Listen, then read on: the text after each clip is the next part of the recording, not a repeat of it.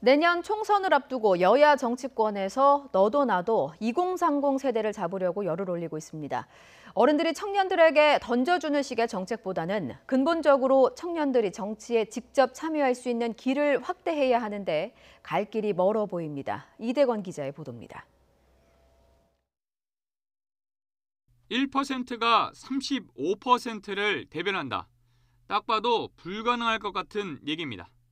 2030으로 불리는 청년 세대가 전체 유권자 가운데 35%나 차지하지만 20대 국회의원 가운데 청년 비율은 1%에 불과한 데서 나온 겁니다. 여야 모두 총선을 앞두고 이들의 마음을 사로잡는 데 골머리를 앓고 있습니다. 먼저 이른바 조국 사태로 청년들이 눈에 띄게 등을 돌렸던 민주당부터 보겠습니다. 싱크탱크인 민주연구원은 모병제에 이어 청년 신도시 조성을 띄웠는데 말이 많습니다. 입대 전, 입대 중, 입대 후에 따라 청년들의 이해관계가 갈리는 모병제에 이어 청년을 아예 분리하는 도시 조성이 생뚱맞다는 얘기가 당 안에서부터 나옵니다. 당원 당규상 청년을 무려 만 45살로 규정하고 있는 한국당도 심각한 상황입니다. 청년들의 정치 참여 확대를 늘리려 하지만 1차 영입 대상인 청년이 여는 미래 백경훈 대표의 불공정한 대물림 논란으로 초반부터 진정성을 잃기 시작했습니다.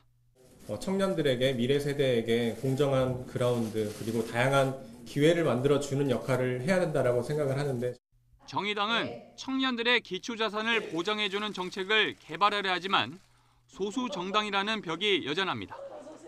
역대 선거에서 알 수 있듯이 급조된 선거용 정책들로는 청년들의 마음을 돌리는데 한계가 있습니다.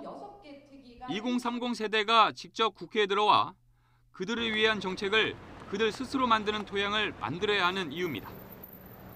당장 진입 장벽이 높은 지역구보다는 각 정당들이 2030 세대의 비례대표 몫을 확대하는 게 그나마 현실적인 방법입니다. 청년들을 위한 정책은 청년 국회의원이 체감도 높게 더 잘 만들 수 있습니다. 더불어 청년 세대의 정치 불신도 감소하게 될 것입니다.